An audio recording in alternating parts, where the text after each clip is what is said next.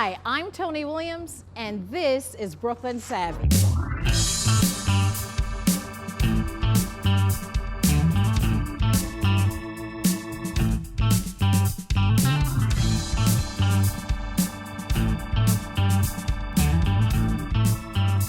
Hi, I'm Tony Williams, and welcome to Brooklyn Savvy.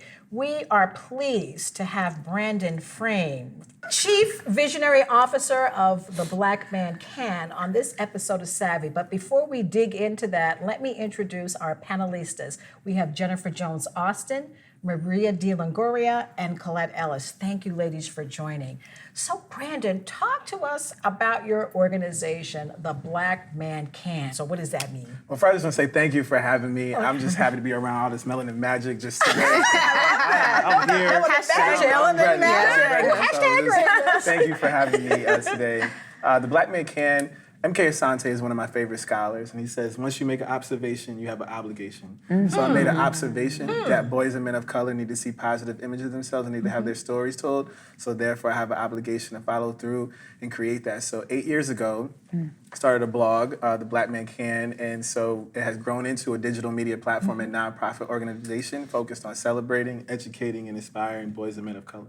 Right. Fantastic. So let's talk a little bit more about that. You know, we look at some of these media images, and for the most part, I think they're pretty negative. So what is it that you're doing that can confront, combat, and challenge these stereotypes that we see in the media consistently? We're bombarded with it. Absolutely. I mean, even some of the impetus around the Black Man Can. So I'll tell a story and then to answer the question is, I had a young man, this is when I was at Morehouse and doing student teaching and mentoring on the east side of Atlanta, and I brought a group of young men to Morehouse. Like most urban communities, people, if you live on one side of the city, you don't go to the other side of the city. So boys on the east side don't go to the west side of Atlanta, and that's where Morehouse is. And so after we did our debrief, we come on campus and have this amazing experience. Afterwards, doing a debrief, and I asked the young man, what did you think? What did you take away? And one young man said the only other place that he could think of that was like Morehouse was prison. And so I asked him to elaborate. He said, I can't think of another place where there's 3,000 black men in one place at one time. Wow. So to answer that question, that's part of the media and what images our boys are seeing on a constant basis, that a place like Morehouse is like a utopian society. Like a place like that can't exist. They're not even aware that it exists. Exactly. And so that's what we're trying to do. So we do that through the Black Man Can Awards. We do that through the Building a Better Brother Summit and the Black Man Can Institute. Talk to us about that Building a Better Brother Summit. So we do a conference. So what we're known for is our conference that we take around the country. So we do it in about 12 markets a year, where we do a conference, about 200, 250 boys. At the conference, they're gonna hear from a keynote speaker, get amazing workshops from mentors in our mentor network. We have over 300 men in our mentor network across the country. They receive the Black Man Can Journal, Define Yourself, Redefine the World, a guided journal for boys and men of color.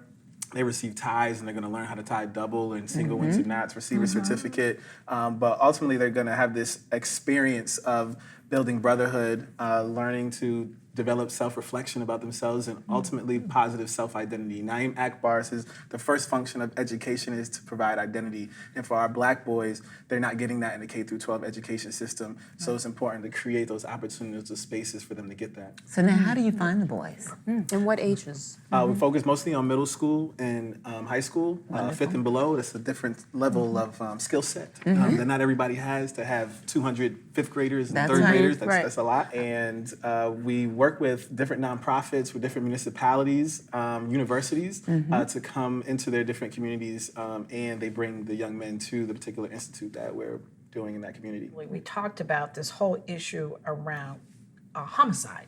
The fact that, many people think that in fact, I've even had young black men say to me that the two toughest things going against them are the police and each other. Because of the fact that there's gun violence. Talk to us about how you see that, what that means.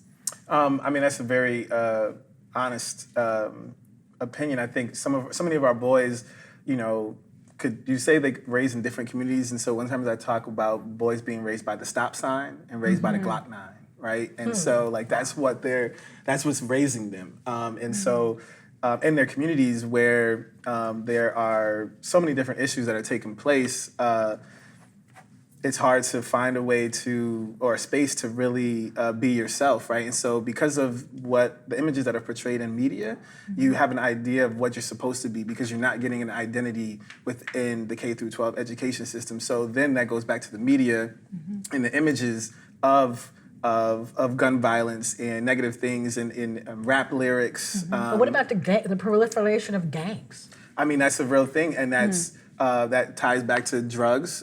With boys aren't getting skill sets that allow them to get different occupations. The only thing that you resort back to is selling drugs, right? Because you not to say that you necessarily have the skill set, but I need to make money, right? I need to provide for myself. I need to provide for family. I may have a child, whatever it may be. Right. And so, what's the best way for me to do that? Because I lack the skill set that allows me to get a job that gives me a meaningful ways to be able to do the things that I want to do. Right. So within our culture of everything, fill in the blank while black, right? So this concept of how does your curriculum or your institute start to interrupt those patterns of not internalizing those media images that you're talking about to develop that self-identity? Absolutely. So some of the workshops that we offer are around critical media literacy. We offer financial literacy, academic excellence. That's just a short Talk to list us a little bit about that critical media literacy. What is that? What can you expect? What does that look like? So that looks like showing young men two different articles. One article involving 50 Cent. Or 50 also known as Curtis Jackson. Yes. Right. And so you can look at an XXL magazine Right. interview, and then you look at the Forbes magazine interview. Yes. And then that lets boys see there's Curtis Jackson, Right. and then there's 50 Cent. So The again, persona. this is entertainment. This is media. Yes, Right. he might have grown up a certain way in Queens and everything like that, but that's not who he really is right now. He's painting an image because that's what sells records. Or another rapper, Young Jeezy. And I could, he had the whole Trap or Die movement and everything like that. But then I can also show you a picture of him with his son graduating from private school, going off to college, right? And so he's not telling his son to trap or die. Right. Not to say that that's not how he grew up in Atlanta and whatnot, but that's like the media literacy that we have to start showing students, especially our young men, so that they can see that what entertainment is and what reality is. You mentioned K through 9 that these young men aren't getting those skills, but what do you think is going on in the home lives? Meaning, is this perhaps because they come from single-parent homes? And I'm not saying anything negative about the single-parent home, but with the idea that black men may not be in the home. Talk to us about that. No, that's an important I hate to thing. say it, but it's a real thing. You can, when you look at that and you tie that back, you can tie that back to the crack epidemic and start. You see so many men even coming out back home now, and even the work we need to do in that space. Right. Because so many men are coming back home from that area. Building men is another area that we have to get into as an organization. But in terms of our young men, that's why we create the Building Better Brothers Summit, to create those spaces for those boys and for those moms to have a space to send their sons to. So I'm curious. I like the title Chief Visionary Officer. And as I listen to you, I can't help but think that your vision extends greater than the 12 markets in which you're presently operating. I can't help but think that it extends greater than, and it's already a lot. But tell me what your vision is. What does success look like? Like what is the dream that we all should be supporting? The dream. I love that question. Thank you so much for asking. So what She's I see, a visionary. Yes. What I see the Black Man Can becoming is the male version of Essence. And so, because that actually doesn't necessarily exist, right? So I see what we're launching at the top of the year is a magazine to accompany the work that we do. So I see a magazine, I see curated events throughout the year that are for fathers and sons, fathers and daughters, for Black families, for Black boys and for Black men. I see us continuing to use social media. We have over 280,000 followers on social media, promoting positive images and narratives of all the spaces that we walk in. And what's your Black men hashtag? and boys. Hashtag the Black Man Can. Hashtag Falling Black in Love are the two things that we do. So I see us becoming this entity that helps to reshape and reform the narrative around Black men and boys, but not just something. It's something that you can touch and feel constantly, whether it's through the Building a Better Brother Summit, the Men's Den, My First Tie, Daddy Does Hair Too, and the list goes on. I got a question. Where do you have something that talks about how to relate to Black women in this? Because I sometimes see a real change in the way brothers and young sisters are dealing with each other. And, you know, I look at the Rapplers. I listen to Motown music. Yeah. Look at the way we used to be talked about, and now you hear it today. What are you doing? Where are you in that conversation? So I think there's a few different ways that we take an approach in that one. One is we think about how we use, okay, well, back it up. One is, as a male, I might be a male of color, so therefore I still benefit from male privilege. Right? Yes, you do. So Yes, I do, you do. right? Yes, And so thanks. as an organization, we have to take you an got that approach going. to honor, salute, and hear the voices of women and girls, and use our platform to celebrate them in all spaces. Because I think Yes, celebrate in all spaces. Because I think right now what I see is Black men do celebrate Black women, but we celebrate Black women that we know or that Or are in your our mothers. circles.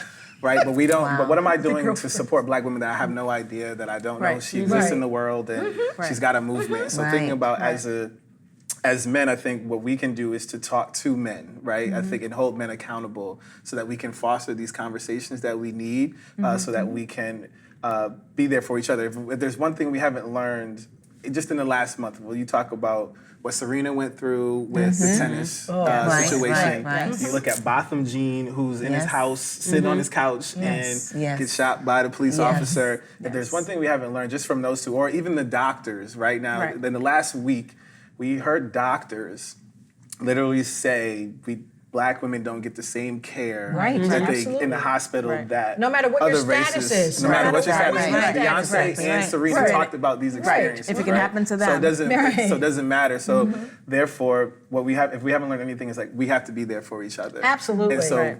what can we do as an organization, or what we're continuing to do as organizations, to create those spaces so that we could show up for each other, and we can be there to hear the voices of women and girls and honor, salute them, and push forward the narrative, whatever narrative that needs to be pushed forward. I hear you talking a lot, and what I keep hearing over and over is the resiliency, right, and the self-reliance that you're instilling in folks. What do you see as your two biggest challenges? Two biggest challenges.